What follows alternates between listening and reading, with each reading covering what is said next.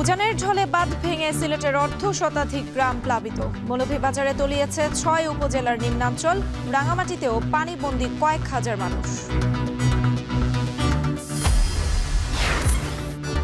ঢাকা টাঙ্গাইল যমুনা সেতু মহাসড়কে প্রবাসীর গাড়িতে ডাকাতির মূল হোতাসহ গ্রেপ্তার ৫। ঈদ যাত্রা নির্বিঘ্ন করতে ঢাকা সিলেট মহাসড়কে উচ্ছেদ অভিযান। এবং Jamalpur Dhaka special cattle train সার্ভিসে খুশি খামারি ও ব্যবসায়ীরা। আজ ছেড়ে গেছে ৩টি ক্যাটল স্পেশাল ট্রেন।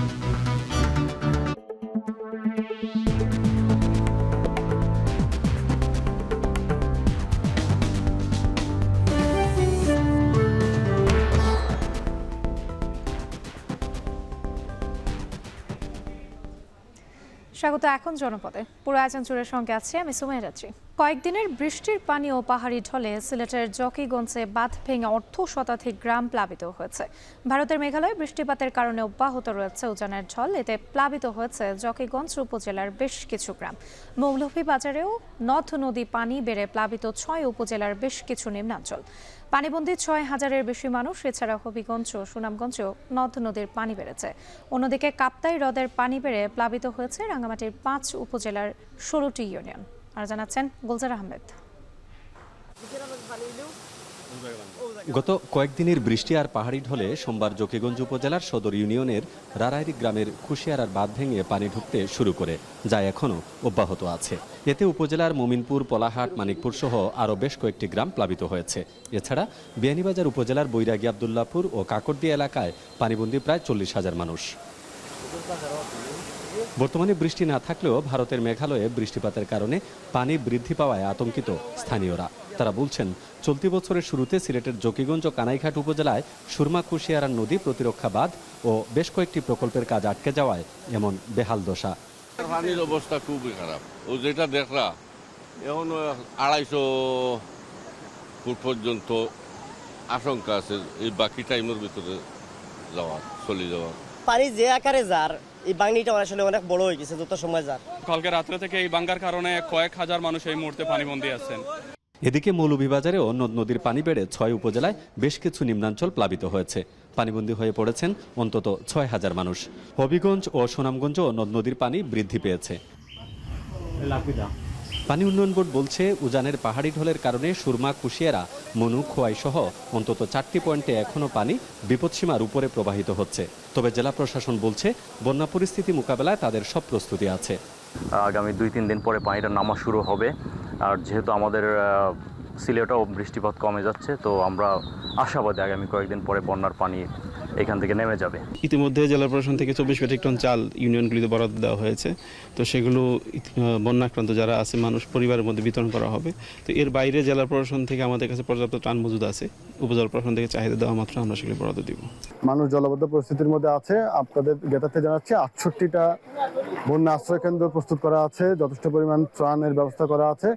কিছু কিছু ফ্যামিলি, আমরা যেটু খবর পেয়েছি, কয়েকটা ফ্যামিলি ইতিমধ্যে আশ্রয় কেন্দ্রে আশ্রয় নিয়েছে। এদিকে রাঙ্গামাটিতে বৃষ্টি অব্যাহত থাকায় কাপ্তাই হ্রদের পানি বাড়ছে। জেলার ৫ উপজেলার অন্তত ১৬টি ইউনিয়নে পানি ঢুকে পড়েছে। প্লাবিত হচ্ছে নিম্নাঞ্চলের নতুন নতুন এলাকা। বন্যা কবলিত ২৪,০০০-এর বেশি মানুষ। ভারী বৃষ্টির কারণে দেখা দিয়েছে পাহাড় ধসের আশঙ্কা। গুলজার আহমেদ, এখন। ঢাকা টাঙ্গাইল যমুনা সেতু মহাসড়কের মির্জাপুরে প্রবাসীর মাইক্রোবাসে ডাকাতির ঘটনায় মূল হোতাসহ ৫ ডাকাতকে গ্রেপ্তার করেছে জেলা গোয়েন্দা পুলিশ। উদ্ধার করা হচ্ছে লুট হওয়া ৪টি মোবাইল ও নগদ টাকা। পুলিশ সুপার জানায়, সোমবার সাভার এবং মিরপুর থেকে তাদের গ্রেপ্তার করা হয়। এ সময় তাদের কাছ থেকে লুট হওয়া ৪টি মোবাইল উদ্ধার করা হয়।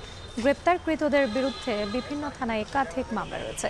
এর আগে গত ৩১ মে ঢাকা টাঙ্গাইল যমুনা সেতু মহাসড়কের মির্জাপুর উপজেলার চরপাড়া বাইপাস এলাকায় জর্ডান প্রবাসী এক নারীর মাইক্রোবাসে ডাকাতির ঘটনা ঘটে। এ সময় মহাসড়কে থাকা টহল পুলিশ বিষয়টি টের পেয়ে এগিয়ে গেলে ডাকাতরা গুলি ছুড়ে পালিয়ে যায়।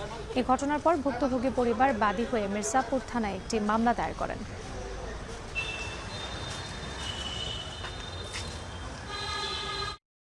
ঢাকা টাঙ্গাইল মহাসড়কে প্রবাসীর গাড়িতে সংঘটিত চাঞ্চল্যকর ডাকাতি মামলার রহস্য উদ্ঘাটন এবং এই ডাকাতি ঘটনার মূল মাস্টারমাইন্ড সহ আন্তঃজেলা ডাকাত দলের সক্রিয় ৫ জন সদস্যকে গ্রেপ্তার করেছে টাঙ্গাইল জেলার ডিবি উত্তর টিম এবং তাদের কাছ থেকে ওই দিন লুণ্ঠনকৃত যে 5টি মোবাইলের 4টি মোবাইলই কিন্তু আমরা উদ্ধার করতে সমর্থ হই এবং এই মোবাইলগুলো ওই গাড়িতে অবস্থানরত যারা ছিলেন তাদেরই মোবাইল, ইতোমধ্যে সেটি প্রমাণিত হয়েছে।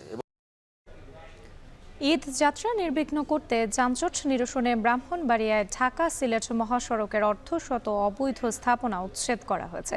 দুপুরে মহাসড়কের সরাইল বিশ্ব রোড মোড়ে জেলা প্রশাসন, সড়ক ও জনপথ বিভাগ, সেনাবাহিনী ও পুলিশ যৌথভাবে এই উচ্ছেদ অভিযান পরিচালনা করে। সড়ক ও জনপথ বিভাগ জানায়, অবৈধ এসব স্থাপনা প্রতিনিয়ত যানজট সৃষ্টির কারণ। এবারের ঈদযাত্রা নির্বিঘ্ন করতে অভিযানে 20টি স্থায়ী এবং 30টি অস্থায়ী দোকান উচ্ছেদ করা হয়। এছাড়া চলমান আশুগঞ্জ আখাউড়া 4 লেন মহাসড়ক প্রকল্পে ঢাকা সিলেট মহাসড়কে সৃষ্ট খানাখন্দগুলো মেরামত করা হচ্ছে।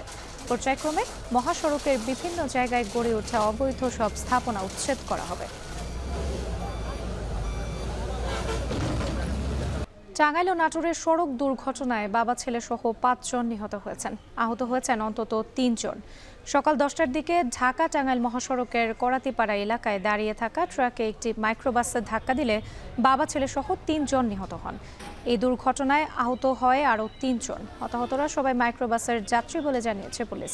অন্যদিকে নাটোরে বিকল পিকআপের চাকা খোলার সময় অপর পিকআপ চাপায় চালক সহ 2 জন নিহত হয়েছেন। সোমবার রাতে শহরের চক বৈদ্যনাথ চামড়া আড়ত এলাকায় এই দুর্ঘটনা ঘটে। খবর পেয়ে মরদেহ দুটি উদ্ধার করে মর্গে পাঠায় পুলিশ ও ফায়ার সার্ভিস।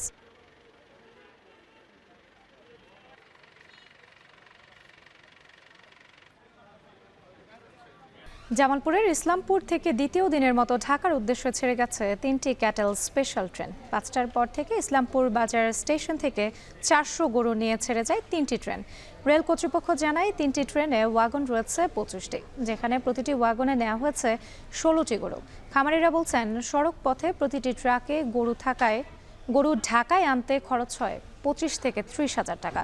তবে ট্রেনে ওয়াগন প্রতি খরচ হচ্ছে মাত্র 8 হাজার টাকা, যাতে গরুর প্রতি খরচ মাত্র 500 টাকা। এতে অধিক লাভবান হওয়ায় আশা করছেন খামারি ও ব্যবসায়ীরা। এর আগে গতকাল থেকে শুরু হয় ক্যাটেল স্পেশাল ট্রেনের যাত্রা। প্রথম দিনে 2টি ট্রেনে 400 গরু আনা হয়। 2021 সাল থেকে প্রতি বছর চলাচল করছে ক্যাটেল স্পেশাল ট্রেন।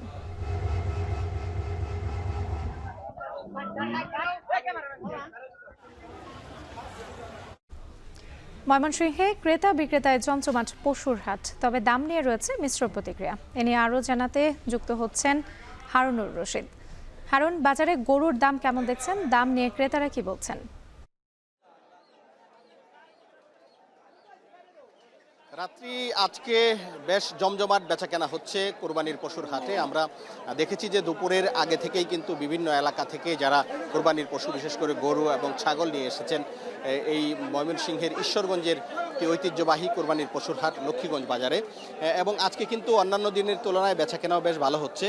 যারা ক্রেতা রয়েছেন, বিক্রেতা রয়েছেন, সবাই কিন্তু বলছেন যে আজকে অন্যান্য দিনের তুলনায় বেশ বেচাকেনা হচ্ছে। অর্থাৎ যারা আজকে আসছেন এখানে কিন্তু বেশিরভাগই পশু কিনে নিয়ে যাচ্ছেন। এর কারণ হিসেবে যেটি ক্রেতা বিক্রেতা উভয়ই বলছেন যে আজকে কিন্তু এই লক্ষ্মীগঞ্জ বাজারে প্রচুর কোরবানির পশু উঠেছে, যার তুলনায় কিন্তু ক্রেতার সংখ্যা কম, যার কারণে মোটামুটি অন্যান্য বাজারের চেয়ে বা অন্যান্য দিনের চেয়ে আজকে এখানে পশুর দামও কিছুটা কম, যার কারণে কিন্তু বেচাকেনাও বেশি হচ্ছে। তবে যারা বিক্রেতা রয়েছেন তারা বলছেন যে আসলে তারা আজকে যে দাম পাচ্ছেন বা যে তাদের যে চাহিদা অনুযায়ী কাঙ্ক্ষিত যে দাম, সেই দাম কিন্তু তারা পাচ্ছেন না, যার কারণে তারা কিছুটা ক্ষতির মুখে পড়েছেন।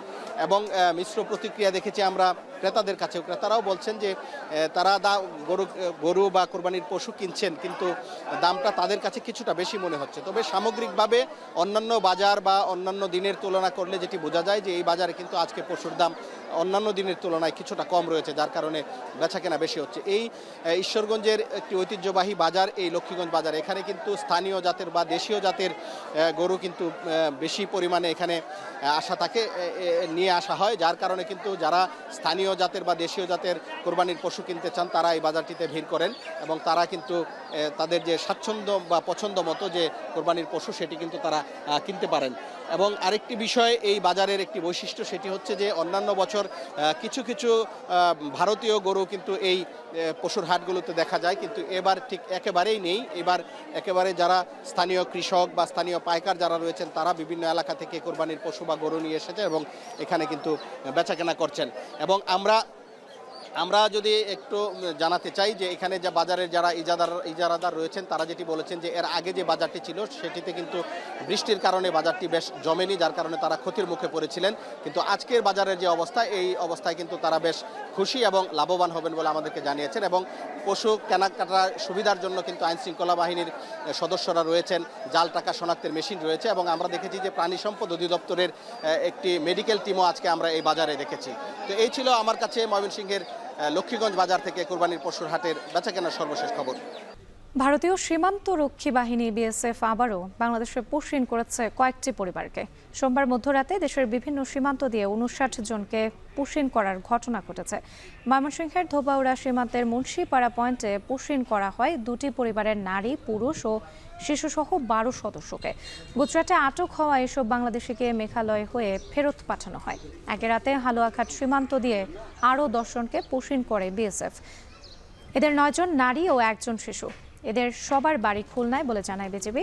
এদিকে চাঁপাইনবাবগঞ্জের ভোলাহাট উপজেলার চানশিকারি সীমান্ত দিয়ে পুশ ইন করা হচ্ছে আরও 8 জনকে। তাদের মধ্যে 4 জন নারী ও 4 জন পুরুষ। তাদের আটক করে বিজিবি ক্যাম্পে রাখা হয়। এর আগে গত 27 মে চাঁপাইনবাবগঞ্জের গোমস্তাপুর উপজেলার বিভীষণ সীমান্ত দিয়ে আরও 17 জনকে পুশ ইন করা হয়। এছাড়া পঞ্চগড় ও নেত্রকোনার বিভিন্ন সীমান্ত দিয়ে 29 জনকে পুশ ইনের ঘটনা ঘটেছে।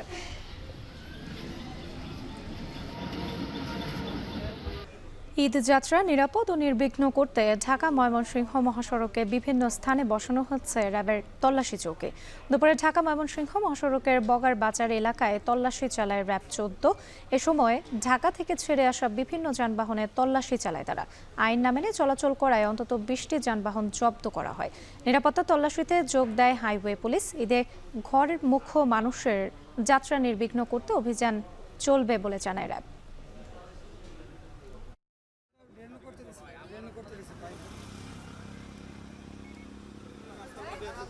গাজীপুরে কারখানার ছাদ থেকে পড়ে পোশাক শ্রমিকের মৃত্যুর ঘটনায় কারখানা ঘেরাও করে বিক্ষোভ করেছেন সাধারণ শ্রমিকরা। এ সময় পুলিশের একটি গাড়িতে ভাঙচুর চালানো হয়। সকালে শ্রীপুর উপজেলার নয়নপুর এলাকার জিন্নাত নিটওয়্যার লিমিটেড কারখানা ঘেরাও করে ভাঙচুরের চেষ্টা চালায় পোশাক শ্রমিকরা। তাদের অভিযোগ, সোমবার সন্ধ্যায় কারখানা থেকে ছুটি চাওয়ায় জাকির হোসেন নামের এক শ্রমিকের সঙ্গে দুর্ব্যবহার করা হয়। এরই জেরে ছাদ থেকে পড়ে আত্মহত্যা করে সে। এই ঘটনার প্রতিবাদে কারখানা অবরোধ করে ভাঙচুরের চেষ্টা চালানো হয়। পরিস্থিতি অবনতি হলে ছত্রভঙ্গের চেষ্টা করে পুলিশ। এ সময় পুলিশের একটি গাড়ি ভাঙচুর করে বিক্ষুব্ধ শ্রমিকরা।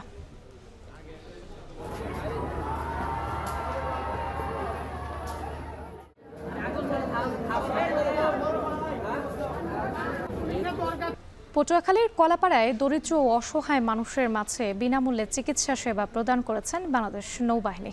সকাল 10টায় লালুয়া ইউনিয়নের ইউএসসি মাধ্যমিক বিদ্যালয়ে নৌবাহিনী ঘাঁটি বা নৌজা শেরি বাংলা নৌবাহিনীর উদ্যোগে এই চিকিৎসা সেবা প্রদান করা হয়। বিনামূল্যে চিকিৎসা নিতে সকাল থেকে ইউএসসি মাধ্যমিক বিদ্যালয়ে হাজির হন অনেকেই। এ সময় দিনব্যাপী মেডিকেল ক্যাম্পেইন পরিচালনা করে নৌবাহিনীর অভিজ্ঞ চিকিৎসক দল। এছাড়া বিনামূল্যে দেয়া হয় ঔষধও। দরিদ্র ও অসহায় মানুষের স্বাস্থ্য সেবার মানোন্নয়ন ও তাদের চিকিৎসা সেবা প্রদানের লক্ষ্যে দুর্গম দ্বীপাঞ্চল সহ দেশের বিভিন্ন স্থানে নিয়মিত মেডিকেল ক্যাম্পেইন অব্যাহত থাকবে বলে জানান নৌবাহিনী। ভোলায় কোস্ট গার্ড ও পুলিশের যৌথ অভিযানে উদ্ধার হয়েছে আগ্নেয়াস্ত্র, গুলি ও অস্ত্র তৈরির সরঞ্জাম ও আটক হয়েছে 2 জন। মঙ্গলবার সকালে খয়েরহাট বাজার সংলগ্ন এলাকার অভিযান চালিয়ে তাদের আটক করে কোস্ট গার্ড দক্ষিণ জোনের সদস্যরা। এ সময় উদ্ধার করা হয় 3টি দেশীয় আগ্নেয়াস্ত্র, 4 রাউন্ড তাজা গুলি, 5 রাউন্ড কার্তুজ, .2 রাইফেলের গুলি, 2টি ধারালো অস্ত্র ও অস্ত্র তৈরির সরঞ্জাম। আটককৃতরা দৌলত খান উপজেলার দক্ষিণ জয়নগরের বাসিন্দা। সকাল 11টায় কোস্টগার্ড দক্ষিণ জোনের প্রেস ব্রিফিংয়ে এসব তথ্য জানান staff officer lieutenant commander Rifat Ahmed. আটক ডাকাত ও উদ্ধারকৃত অস্ত্র থানায় হস্তান্তরের প্রক্রিয়া চলছে বলেও জানায় কোস্টগার্ড।